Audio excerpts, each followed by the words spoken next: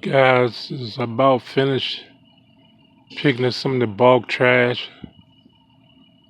I'd like to thank my neighbor for helping out cleaning up some of the trash on this rainy day, Wednesday morning. And now we need to have those green trash cans removed from our neighborhood. And we need rat rub out to come out here and sterilize our garages in the next couple yards up in 900 block of Rose Street and Luzerne Avenue.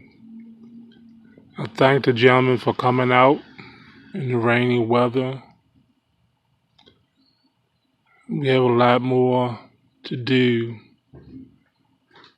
to try to keep this neighborhood healthy or either less hazardous.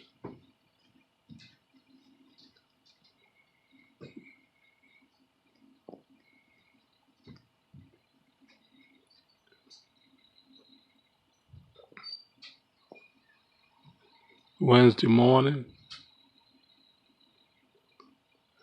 11:47 a.m.